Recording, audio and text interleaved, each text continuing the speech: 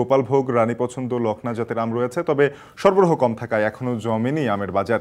বর্তমানে মন প্রতি আম বিক্রি হচ্ছে ২৬০০ থেকে ৩০০০ টাকা। এ নিয়ে বিস্তারিত জানাতে পুঠিয়ার বানেশ্বরে আছেন সহকর্মী মাসুমা আক্তার। মাসুমা, বাজারে এখন কোন কোন জাতের আম রয়েছে? আমি দেখতে পাচ্ছি যে আপনার পেছনে প্রচুর পরিমাণে আম নিয়ে এসেছেন বাগানি অথবা ব্যবসায়ীরা। সেই আমগুলো বাগানিরা কেমন দাম পাচ্ছেন এবং যারা সাধারণ ক্রেতা রয়েছেন অর্থাৎ খুচরা ক্রেতা আমরা যাদেরকে বলি, তারা কি দামে কিনতে পারছেন? স্বাস্থ্য এবং স্বাদের মধ্যে চমৎকার একটা ব্যালেন্স করে পীর প্রিমিয়াম আয়োডাইজড লবণ।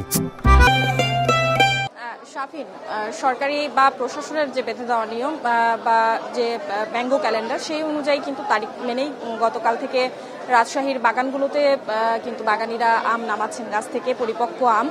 সেই আমগুলো পেরে কিন্তু এই বানেশ্বর যে সবচেয়ে রাজশাহীর বড় যে আমের মোকাম, সেখানে কিন্তু নিয়ে আসছেন তারা। ব্যবসায়ীরা যেটি বলছেন, দূর দূরান্ত থেকে আমরা দেখছি যে সকাল থেকে আসলে বিভিন্ন পাইকাররা দূর দূরান্ত থেকে এসেছেন প্রতি বছরের মতোই এবছরও আম কিনতে এই বানেশ্বর বাজারে। তবে এখন পর্যন্ত কিন্তু সব বাগানের আম সেভাবে আসলে পরিপূর্ণভাবে পেকে ওঠেনি। সে কারণে আমের বাজারে এখন পর্যন্ত যে জমজমাট ভাব, সেটি কিন্তু এখনো সেই রূপ কিন্তু এখনো দেখতে পাচ্ছি না। তবে আমরা দেখেছি সকাল থেকে বাগানিরা কিন্তু যার যার বাগান থেকে আমগুলো নামিয়ে বাজারে নিয়ে আসছেন। তবে বেলা গড়ানোর সাথে সাথে কিন্তু সেই আধিক্যতা বেড়েছে।